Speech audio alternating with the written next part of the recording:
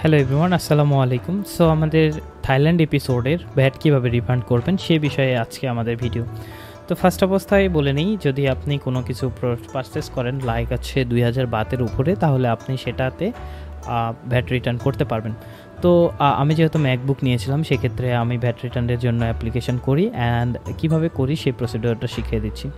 তো এটা হচ্ছে আমাদের ট্যুর শেষ, অ্যান্ড ট্যুর শেষ হওয়ার পরে আমরা এয়ারপোর্টের উদ্দেশ্যে রওনা দিই। এটা হচ্ছে ফ্রন্ট ফেস অফ এয়ারপোর্টের সুবর্ণভূমি এয়ারপোর্ট।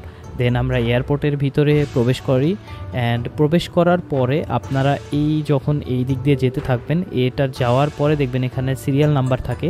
ডাব্লু নাম্বার রোতে আপনি হচ্ছে ভ্যাট রিটার্নের জন্য যেতে হবে, অ্যান্ড সেটার জন্য আপনাকে একটা জাস্ট হচ্ছে সিল নিতে হবে, কারণ ইমিগ্রেশনের আগে আপনাকে জাস্ট একটা সিল কমপ্লিট করতে হয় এবং ইমিগ্রেশনের পরে ভ্যাটটা রিটার্নটা কালেক্ট করতে হয়। তো আপনার হচ্ছে এখানে আমরা চলে যাই ডাব্লু নাম্বার সিরিয়ালে, অ্যান্ড ডাব্লু নাম্বার সিরিয়ালে যাওয়ার পরে আমরা দেখতে পারি ভ্যাট রিফান্ড ফর ট্যুরিস্ট। এই সেকশনে যাওয়ার পরে কিছুই বলবে না, জাস্ট আপনার পাসপোর্ট আর যে রিপোর্টটা থাকে সেটা দেখাবেন, জাস্ট আপনাকে একটা সিল দিয়ে দিবে।